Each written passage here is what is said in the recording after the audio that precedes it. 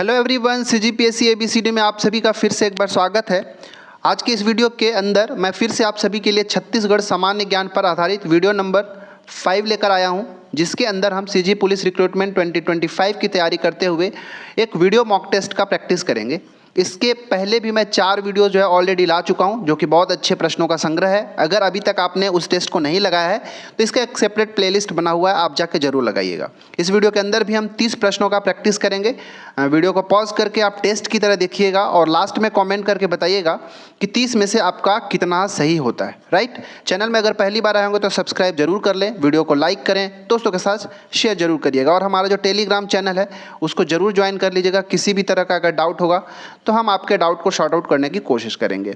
हाँ, क्योंकि आप सभी को पता होगा कि जो सीजी पुलिस 2025 का जो एग्ज़ाम है वो 14 सितंबर को है, तो इसका एडमिट कार्ड भी अब आ गया है, आप लोग डाउनलोड कर लेना। और समय क्योंकि बहुत कम है तो प्रैक्टिस अच्छे से करिए, रिवीजन अच्छे से करिए और एग्ज़ाम में जाने से पहले थोड़ा सा कॉन्फिडेंट फील करिएगा। ठीक है, तो चलिए शुरू करते हैं आज के इस वीडियो को और बढ़ते हैं क्वेश्चन नंबर 1 की ओर। क्वेश्चन नंबर 1 है स्क्रीन के ऊपर कि छत्तीसगढ़ शब्द का प्रयोग के संबंध में सुमेलित नहीं है। क्या सुमेलित नहीं है बताना है। बिलासपुर गजेटियर में मिस्टर जेटी ब्लंट के द्वारा 1795 में पहली बार यूज़ किया गया। विक्रम विलास बाबू रेवाराम 1839 में प्रयोग इन्होंने किया।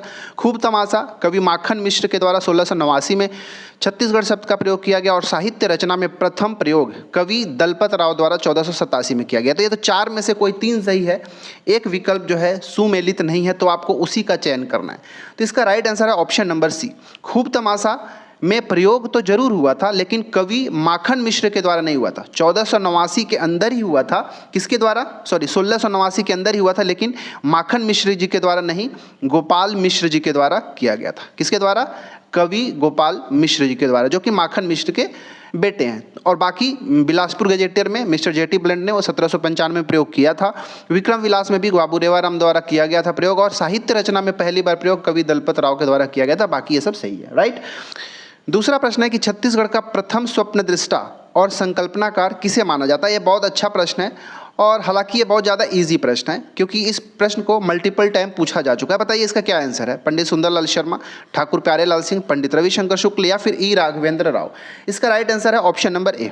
ठीक है, पंडित सुंदरलाल शर्मा जी को छत्तीसगढ़ का प्रथम स्वप्नदृष्टा और संकल्पनाकार कहा जाता है क्योंकि इन्होंने पहली बार, आप सभी को पता होगा, 1918 के अंदर पहली बार इनकी जो पांडुलिपि पुस्तक है उसमें छत्तीसगढ़ का रेखाचित्र खींचा था, इसलिए इनको छत्तीसगढ़ का प्रथम स्वप्नदृष्टा और संकल्पनाकार कहा जाता है। राइट, चलिए बढ़ते हैं क्वेश्चन नंबर 3। तीसरा प्रश्न है कि छत्तीसगढ़ में बस्तर के पठारी क्षेत्र में पाए जाने वाली मिट्टियों का सही क्रम उच्च से निम्न क्या है। ठीक है, ऊपर से नीचे आपको बताना है। ठीक है, तो बस्तर का जो पठारी क्षेत्र है उसमें ऊपर से नीचे मिट्टियों का क्या क्रम है वो आप सभी को बताना है। वीडियो को पॉज करिए और फिर इसका आंसर देने की कोशिश करिएगा। इसका राइट आंसर है, सबसे बस्तर के क्षेत्र में जाएंगे तो सबसे ऊपर आपको जो मिट्टी मिलेगा होता है मरहान। क्या होता है? मरहान होता है। मरहान से जब नीचे जाएंगे तो आप सभी को मिलेगा टिकरा। ठीक है, मरहान के बाद ऊपर में मरहान, इसके बाद ये वाला क्षेत्र में टिकरा। टिकरा के बाद आपको जो मिट्टी मिलेगा उसको उस क्षेत्र में माल कहते हैं, ये वाला पोर्शन में माल, और सबसे नीचे जो मिलेगा वो होता है गभार। ठीक है, तो ये हमारा इस तरह से ऑर्डर है ऊपर से नीचे की ओर। हमारा ऑप्शन नंबर बी बिल्कुल राइट आंसर हो जाएगा। अच्छा, यही प्रश्न अगर ऐसे पूछता कि सरगुजा क्षेत्र में पाए जाने वाली जो मिट्टी है उसका सही क्रम क्या होगा ऊपर से नीचे, तो आप ऑप्शन नंबर ए को मारना। ये वाला जो है सरगुजा क्षेत्र का है। ठीक है, तो ये दोनों प्रश्न को जरूर याद रखिएगा। प्रश्न जो है पूछा जाता है, एज इट इज पूछ लिया जाता है। चौथा प्रश्न है कि विश्व के प्राचीनतम नाट्यशाला सीता बेंगरा गुफा कहाँ स्थित है। Again very very important but easy question. ठीक है, बहुत आसान प्रश्न है, बहुत बार पूछा जा चुका है। बताइए, वीडियो को पॉज करिए, आंसर लगाने की कोशिश करिए। Right answer option number C. Ramgarh की जो पहाड़ी है सरगुजा जिले में आपको देखने को मिलेगा, उसी के ऊपर विश्व का प्राचीनतम नाट्यशाला है जिसको हम सीता बेंगरा गुफा कहते हैं। तो हमारा ऑप्शन नंबर सी बिल्कुल राइट आंसर हो जाएगा। ठीक है, चलिए अब अच्छा एक क्वेश्चन पूछ लेता हूँ आप सभी को कि बताइए कि ये मांझ टोली की पहाड़ी है, ये कौन से जिला में है। छत्तीसगढ़ के कौन से जिले के अंदर मांझ टीला की पहाड़ी है। ये अच्छा प्रश्न है, इसका देखते हैं कितने लोग सही आंसर देता है। राइट, चलिए बढ़ते हैं 5वां प्रश्न की ओर। 5वां प्रश्न जो है सुमेलित करने वाला आ गया, तो आप इसको सुमेलित करिएगा कि निम्नलिखित को सुमेलित करके उचित विकल्प का चयन करिए। वीडियो को पहले पॉज करिएगा, इसके बाद इसको लगाने की कोशिश करिएगा। एक साइड में आपको भौतिक विभाग दिया गया, राइट साइड में उसको उसकी सबसे ऊंची चोटी कौन सी है ये दिया हुआ है और यहाँ पे आप सभी को सुमेलित करना है। बहुत अच्छा प्रश्न है ये, तो आप सभी को आना ही चाहिए। बताइए इसका राइट आंसर क्या हो जाएगा। देखिए अब बढ़ते हैं, इसको मैच करने की बारी आ गया पूर्वी बघेलखंड का पठार। ये पूर्वी बघेलखंड की सबसे ऊंची चोटी क्या है आप सभी को वो बताना है। तो इसका ये है देवगढ़ की चोटी, ठीक है। देवगढ़ चोटी जो है पूर्वी बघेलखंड की सबसे ऊंची चोटी है। जसपुर सामरी पाट में अगर जाएंगे तो इसकी सबसे ऊंची चोटी जो है ये गौरलाटा की है, ठीक है। गौरलाटा किसमें? जसपुर सामरी पाट में, बलरामपुर के अंदर मिलता है। छत्तीसगढ़ के मैदान की सबसे ऊंची चोटी है वो बदरगढ़ की चोटी है, ठीक है। और दंडकारण्य पठार की सबसे ऊंची चोटी जो है उसको हम बैलाडीला की चोटी कहते हैं। तो उम्मीद करते हैं ये आपका बहुत आसानी से इसका आंसर दे पाए होंगे। तो ए का हो गया 2, बी का हो गया 1, ए का 2, बी का 1। देखिए ऑप्शन नंबर डी में है ना, ठीक है। ए का 2, बी का 1, सी का 4 और डी का 3। तो हमारा ऑप्शन नंबर डी बिल्कुल राइट आंसर हो जाएगा। उम्मीद करता हूं कि ये भी आप सभी का सही हुआ होगा। छठवां प्रश्न है कि निम्न में से कौन सा त्रिवेणी संगम महानदी, पैरी और शिवनाथ नदियों के संगम पर स्थित है? बहुत ज़्यादा आसान प्रश्न, ठीक है, कई बार पूछा जा चुका है। बताइए कि महानदी, पैरी और शिवनाथ, इन तीनों नदियों के संगम पर कौन सा नदी स्थित है? शिवरी मतलब कौन सा स्थान स्थित है? शिवरी नारायण, चंद्रपुर, राजिम या फिर खैरागढ़? तो ये आसान प्रश्न आप बता देंगे। ऑप्शन नंबर सी राजिम, जो कि छत्तीसगढ़ के गरियाबंद जिले के अंदर है, ये इन्हीं तीनों नदियों के संगम पर स्थित है, ठीक है। चलिए बढ़ते हैं सातवां प्रश्न की ओर। क्वेश्चन नंबर 7 है आप सभी के लिए स्क्रीन के ऊपर कि निम्न में से कौन सा विकल्प सुमेलित नहीं है? ठीक है, बहुत अच्छा प्रश्न है, फिर से बताइए। और ये यूनिक प्रश्न है, ऐसे प्रश्न आपको बहुत कम देखने को मिलेगा, बट मुझे आप सभी का प्रैक्टिस भी कराना है, आप सभी का टेस्ट भी लेना है। तो इस तरह के प्रश्नों को मैं दिया हूँ ताकि रिवीजन भी आप सभी का हो जाए। बताइए कौन सा इसमें सही नहीं है? कोशा अनुसंधान केंद्र बस्तर के अंदर है क्या? चाय अनुसंधान केंद्र मैनपाट में है क्या? चावल अनुसंधान केंद्र लाभांडी में है क्या? या फिर एशिया का सबसे बड़ा इमली मंडी जगदलपुर? ये तो आप सभी को पता होगा कि ये सही होगा। अब बताइए कि इसमें कौन सा सही नहीं है। देखिए तो चाय अनुसंधान केंद्र आप सभी को मैन पार्ट के अंदर नहीं मिलेगा। ये कहाँ मिलेगा? याद रखिएगा, जशपुर के अंदर, ठीक है। छत्तीसगढ़ के अंदर चाय अनुसंधान केंद्र कहाँ? जसपुर के अंदर। कोसा अनुसंधान केंद्र बस्तर, राइट है। चावल अनुसंधान केंद्र लाभांडी रायपुर के अंदर, ये भी सही है। बट ऑप्शन नंबर बी सही नहीं था, तो इसको आपने सुधार लेना है, ठीक है। तो इसका आंसर क्या हो जाएगा? Option B. अच्छा एक क्वेश्चन आपसे बताइए कि जो टोमेटो रिसर्च सेंटर है, ठीक है, टोमेटो रिसर्च सेंटर, बताइए ये छत्तीसगढ़ के किस जिले के अंदर और किस स्थान पे मिलेगा? ठीक है, कौन से प्लेस पे मिलेगा और किस जिले के अंदर मिलेगा? कमेंट करके आप लोग बताइएगा।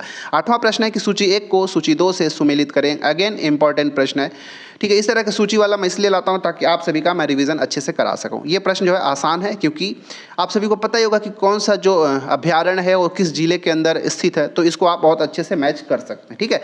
चलिए, सीता नदी अभ्यारण्य आप सभी को पता होना चाहिए कि धमतरी जिले के अंदर स्थित है। बारनवापारा अभ्यारण्य जो है आप सभी को पता होना चाहिए बलौदा बाजार के अंदर। गोमर्डा अभ्यारण्य जो है ये आपको कहाँ मिलेगा? पहले रायगढ़ के अंदर था, अब आपको सारंगढ़ बिलाईगढ़ के अंदर मिलेगा। और पामेड़ अभ्यारण्य जो है ये बीजापुर जिले के अंदर। अब इसको मैच करिए, देखिए कौन सा इसका राइट आंसर है। ऑप्शन नंबर सी इसका राइट आंसर हो जाएगा, ठीक है। ए का 4, बी का 3, ए का 4, बी का 3, सी का 2, ठीक है। तो हमारा ऑप्शन नंबर सी जो है हमारा राइट आंसर हो जाएगा, ठीक है। बढ़ते हैं क्वेश्चन नंबर 9 की ओर। देखिए ध्यान से प्रश्न को कि छत्तीसगढ़ खनिज विकास निगम CMDC का स्थापना कब हुआ था? ये एक अच्छा प्रश्न है भाई, इसको जरूर याद रखिएगा, वन लाइनर की तरह बताइए।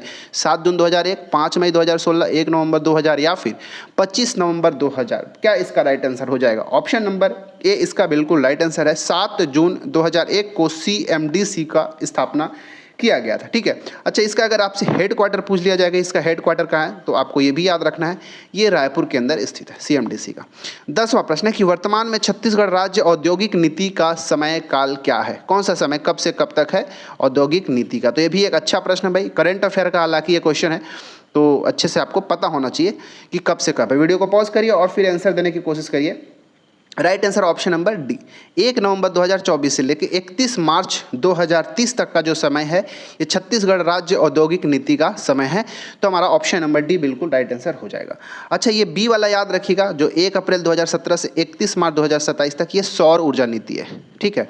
छत्तीसगढ़ के अंदर सौर ऊर्जा नीति का समय अगर आपसे पूछ ले तो ऑप्शन नंबर बी बिल्कुल राइट आंसर हो जाएगा। चलिए बढ़ते हैं क्वेश्चन नंबर 11 की ओर।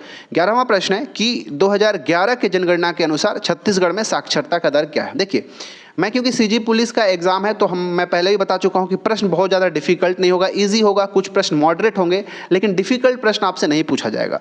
और लीजिए कि जनगणना वाला 2011 का जनगणना, इससे प्रश्न जो है कुछ प्रश्न आपको देखने को अवश्य मिल सकता है, ठीक है। तो जो इजी क्वेश्चंस होते हैं उसको आप जरूर देख के जाइएगा, इसीलिए मैं प्रश्नों को इजी भी लाया हूँ। ऐसे प्रश्न जो है कई बार पूछा जा चुका है साक्षरता के ऊपर आधारित। बताइए कि 2011 के जनगणना के अनुसार छत्तीसगढ़ का साक्षरता कितना है? याद रखिएगा 70.28, ठीक है। ऑप्शन नंबर बी बिल्कुल राइट आंसर। 12वां प्रश्न है कि नृजातीय म्यूजियम प्रदेश के किस स्थान पर स्थित है? धर्मपुरा जगदलपुर, नवा रायपुर अटल नगर, अंजोरा दुर्ग या फिर माना नवा रायपुर? बताइए इसका आंसर क्या हो जाएगा? इसका राइट आंसर है ऑप्शन नंबर ए, ठीक है। धर्मपुरा जगदलपुर के अंदर जो है ये स्थित है। इसका स्थापना अगर पूछ ले तो आपको ये भी पता होना चाहिए कि इसको 1972 में स्थापित किया गया था, ठीक है। गया है। 13वां प्रश्न है कि छत्तीसगढ़ में सांस्कृतिक रूप से सबसे समृद्ध जनजाति कौन सी है? Again very very important question. बताइए कि ऐसी कौन सी जनजाति है छत्तीसगढ़ का जो सांस्कृतिक रूप से सबसे समृद्ध जनजाति मानी जाती है? अबूझ माड़िया, मुड़िया, भतरा या फिर गोंड? क्या इसका राइट आंसर होगा? बताइए। Right answer option number B, Muria जनजाति जो है ये छत्तीसगढ़ का सबसे सांस्कृतिक रूप से समृद्ध जनजातियों में से एक है, आप सभी को बताना है। अच्छा, सबसे पिछड़ी बोल दे, ठीक है। सबसे पिछड़ी जनजाति अगर आपसे पूछ दे छत्तीसगढ़ के अंदर तो क्या है भाई? वो अबूझ माड़िया जनजाति है, ठीक है, याद रखिएगा। अच्छा, सामाजिक दृष्टि से उच्च अगर पूछ दे, ठीक है, क्या पूछ दे? सामाजिक दृष्टि से सबसे उच्च जनजाति कौन है? तो आपको पता होना चाहिए वो भतरा जनजाति है। और प्रदेश में सबसे बड़ी जनजाति कौन सी है? तो गोंड जनजाति है। तो ये सारी जानकारी आप सभी को पता होना चाहिए। चलिए क्वेश्चन नंबर 14 को ध्यान से देखिए।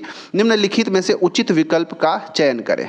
यहाँ पे देखिए कि एक्चुअली में क्या है कि इधर जो आपको लेफ्ट में दिख रहा है ये छत्तीसगढ़ की जनजातियाँ हैं और राइट साइड में है वो छत्तीसगढ़ इन्हीं जनजातियों के जो है उपजातियां हैं। तो इसमें से कौन सा जो है सुमेलित है आप सभी को बताना है। उरांव के कुड़ास किसान, गोंड का कमार अबूझ माड़िया, भुंजिया का नाहर भैना, कंडरा का झरिया और कनौजिया।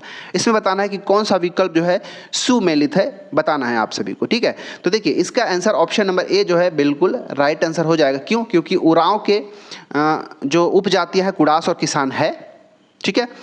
गोंड का कमार और अबूझ माड़िया है, कंडरा के झरिया और कनौजिया है, लेकिन जो भुंजिया है इनका उपजाति नाहर और भैना नहीं है, इसीलिए हमारा ये वाला 3 जो है शामिल नहीं होगा। हमारा ऑप्शन नंबर ए सही हो जाएगा। हाँ, ये जो नाहर और भैना है ये एक्चुअली में बैगा जनजाति की उपजाति है, ठीक है, तो आपको ये भी पता होना चाहिए। 15वां प्रश्न है कि निम्नलिखित को सुमेलित करिए। हाँ देखिए, इधर जो है लेफ्ट में जनजातियों का नाम दिया गया है, राइट साइड में उनसे संबंधित स्थानांतरित कृषि का नाम दिया गया। अब यहाँ पे आपको मैच करना है, इसके बाद हमको इस विकल्प में सुमेलित करके पता करना है कि कौन सा विकल्प जो है बिल्कुल सही है, ठीक है। चलिए शुरू करते हैं। वीडियो को पहले तो पॉज करिए, इसके बाद चेक करिए कि आपका सही होता है कि नहीं, इसके बाद मेरा आंसर को आप मैच करिए, ठीक है। देखिए बैगा जनजाति का जो स्थानांतरित कृषि है उसको हम बेवार कहते हैं। इस तरह जो भतरा जनजाति है इसका जो स्थानांतरित कृषि का नाम क्या है? दहिया है। यहाँ पे दहिया और दाहिया 2 है, तो थोड़ा सा डिफरेंस याद रखिएगा। कमार का क्या है भाई? कमार का जो स्थानांतरित कृषि है उसका क्या है? दाहिया, ठीक है। और कोरवा जनजाति का जो है वो है क्या? देवारी। तो आपको अब समझ में आ गया होगा, मैच कर लीजिए इसको कौन सा आंसर है। तो ऑप्शन नंबर सी यहाँ पे बिल्कुल राइट आंसर हो जाएगा। देखिए बैगा का बेवार, ठीक है, ए का हो गया 4, बी का हो जाएगा 1, सी का हो जाएगा 2 और डी का हो जाएगा 1। तो हमारा ऑप्शन नंबर सी बिल्कुल राइट आंसर हो जाएगा, ठीक है। चलिए बढ़ते हैं क्वेश्चन नंबर 16 की ओर। 16वां प्रश्न स्क्रीन पे ध्यान से देखिए कि भतरा नाट्य के बारे में विचार करके उचित विकल्प का चयन करिए। बहुत अच्छा प्रश्न है, ठीक है। भतरा नाट्य से संबंधित भी कई बार प्रश्न पूछा जा चुका है। बताइए, पहले कथन को पढ़ते हैं। यह बस्तर अंचल में भतरा जनजातियों द्वारा किया जाता है। इसे बस्तर का आदिवासी थिएटर भी कहते हैं। इसमें केवल पुरुष सदस्य ही भाग लेते हैं। तो यहाँ पे देखेंगे तो 1, 2 और 3 तीनों का तीनों कथन सही है, इसीलिए हमारा ऑप्शन नंबर ए जो है बिल्कुल राइट आंसर हो जाएगा, ठीक है। याद रखिएगा ये पूरा डिटेल, बहुत अच्छा यहाँ से प्रश्न पूछा जाता है। अच्छा, एक क्वेश्चन आपसे पूछ लूँ क्या? बताइए कि ये खम्ब स्वांग, मैं पहले भी हालांकि इससे प्रश्न बनाया हूँ, एक आपने नाट्य सुना होगा खम्ब स्वांग, इसको जो है किस जनजाति के द्वारा किया जाता है? इस नाट्य को किस जनजाति के द्वारा परफॉर्म किया जाता है? कमेंट करके आप लोग जरूर बताइएगा। अगर आप लोग तैयारी किए होंगे तो अवश्य कमेंट करिएगा। 17वां प्रश्न है कि देश का 56वां और प्रदेश का चौथा टाइगर रिजर्व कौन सा है? बहुत ज़्यादा अच्छा प्रश्न है, बताइए कौन सा ऐसा हमारे छत्तीसगढ़ के अंदर का टाइगर रिजर्व है जो देश का 56वां और छत्तीसगढ़ का चौथा टाइगर रिजर्व जो है बन गया है? बताइए, वीडियो को पॉज करिए, आंसर देने की कोशिश करिए। Right answer option number B, Guru Ghasidas Tamor Pingala वन्य जीव अभ्यारण्य। ये जो है हमारे प्रदेश का चौथा टाइगर रिजर्व हो गया। गुरु घासीदास अभ्यारण्य के कुछ भागों को और तमोर पिंगला जो अभ्यारण्य है उसको मिला जुला के एक साथ इसका नाम कर दिया गया है और इसको छत्तीसगढ़ का चौथा टाइगर रिजर्व घोषित कर दिया गया। ठीक है, चलिए बढ़ते हैं क्वेश्चन नंबर 18 की ओर।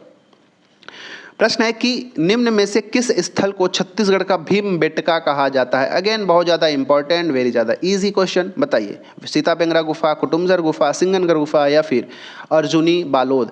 Right answer is option number C, Singhanpur. ठीक है, सिंगनपुर की जो गुफा है रायगढ़ के अंदर, इसी को छत्तीसगढ़ का भीमबेटका के नाम से जाना जाता है। ठीक है, प्रश्न क्रमांक 19 है कि वाकाटक वंश के कौन से शासक ने नल वंशीय शासक अर्थपति भट्टारक को पराजित किया था? वराहराज, भवदत्त वर्मन, महेंद्र सेन या फिर पृथ्वी सेन द्वितीय? बताइए।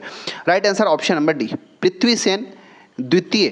ठीक है, इन्होंने, जो कि ये किस वंश के हैं भाई? ये वाकाटक वंश के हैं। इन्होंने नल वंशीय एक शासक है अर्थपति भट्टारक, इनको पराजित किया था। अच्छा, इसको कहाँ से पता चलता है?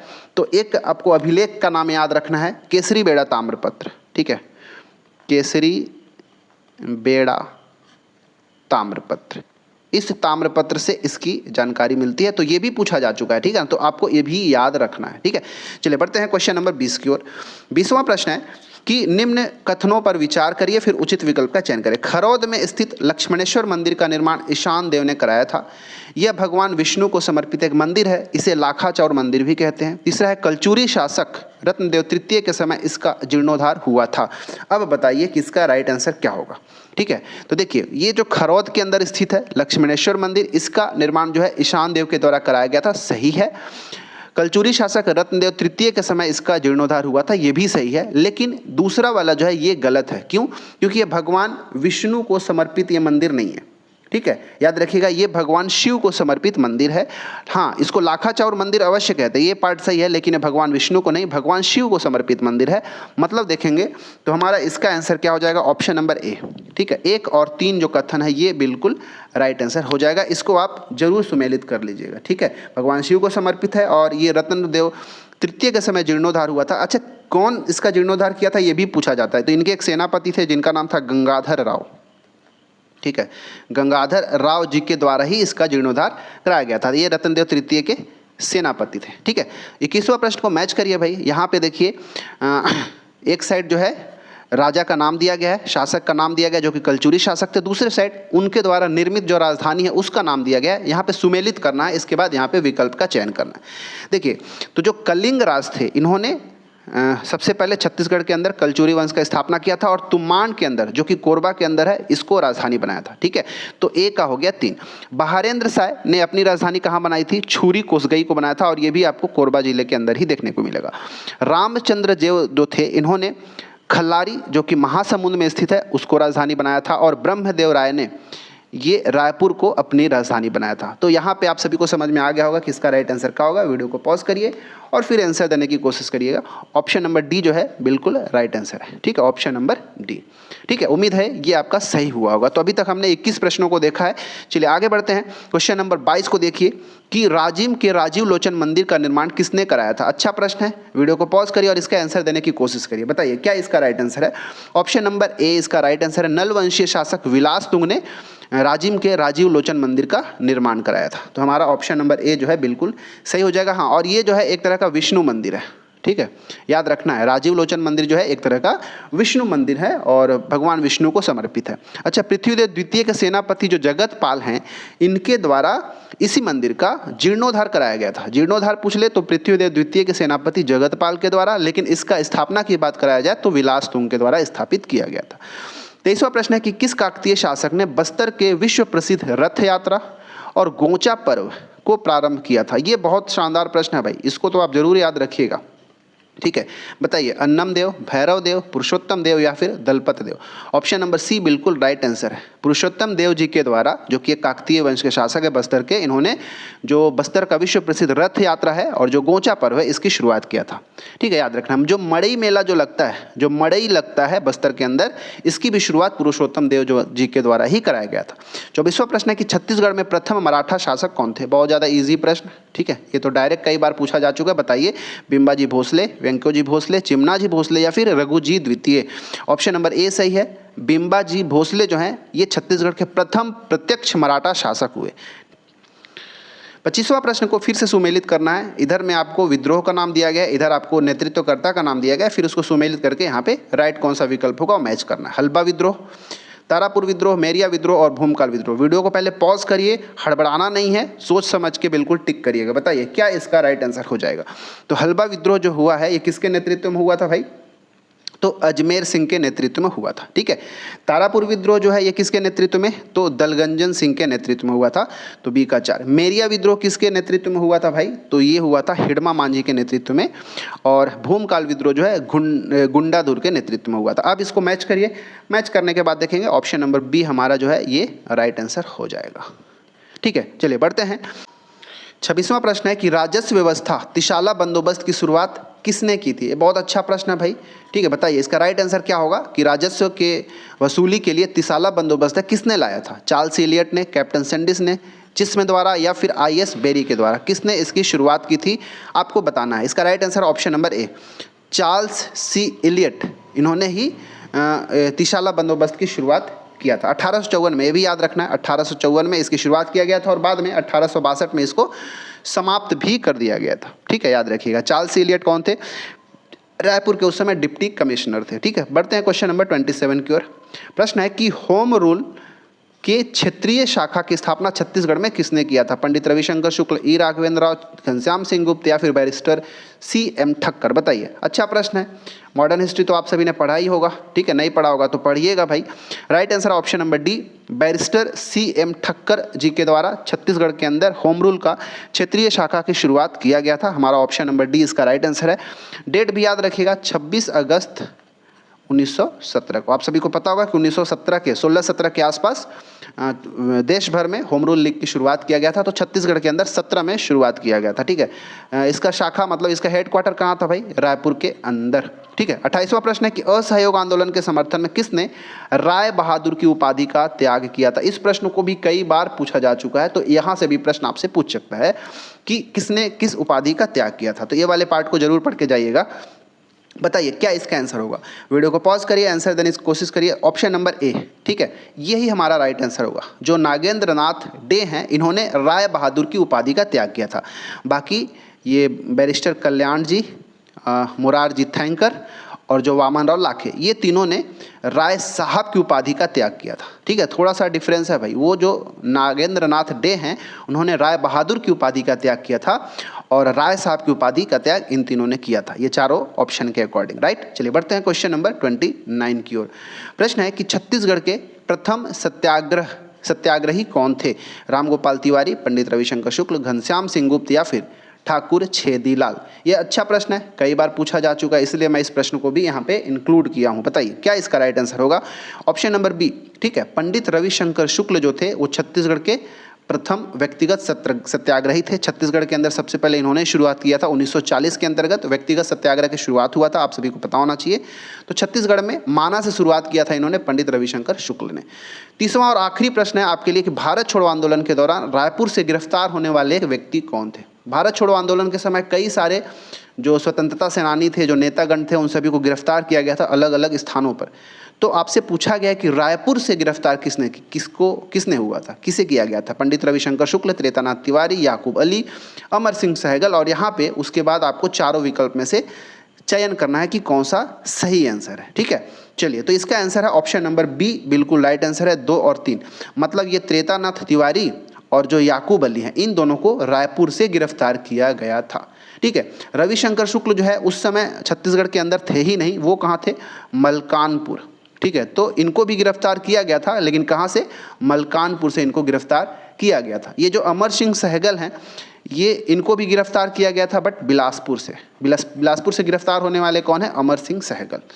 तो उम्मीद करता हूँ ये प्रश्न आपका सही हुआ। तो इस प्रकार हमने आज की इस वीडियो के अंदर भी 30 क्वेश्चंस का प्रैक्टिस किया। 30 में से आपका कितना सही हुआ जरूर कमेंट करके बताइएगा, ठीक है। इससे अब पता चलेगा कि आपकी तैयारी कितनी है। तो अभी तक हमने इस तरह का 5 वीडियो जो है ऑलरेडी आपके लिए ला चुके। इस वीडियो को मिला के CGGS के मॉक टेस्ट पर आधारित। इसके अलावा हमारे चैनल के अंदर और भी बहुत सारे वीडियो जो है प्लेलिस्ट बना हुआ है। संचार कौशल पर आधारित बना हुआ है, तर्क शक्ति पर आधारित प्रश्न बना हुआ है, ठीक है। मैथ्स के प्रीवियस ईयर क्वेश्चन, मतलब CG पुलिस की तैयारी के लिए अभी तक अच्छा खासा वीडियो जो है मैं आप सभी के लिए ला चुका हूं। तो समय आपके पास ज़्यादा नहीं है, थोड़ा सा अपने एफर्ट को और बढ़ा दीजिए, थोड़ा सा समय को और बढ़ा दीजिए और अच्छे से प्रैक्टिस करिए। कुछ भी डाउट हो तो कमेंट करिएगा हम सभी को टेलीग्राम के अंदर। हम कोशिश करेंगे कि उस डाउट को क्लियर किया जाए। और चैनल में अगर पहली बार है तो हमारे चैनल को सब्सक्राइब जरूर कर लें, वीडियो को लाइक करें, दोस्तों के साथ शेयर जरूर करिएगा। समय आपके पास बहुत कम रह गया है, तैयारी अच्छे से करिए। Thanks for watching our video.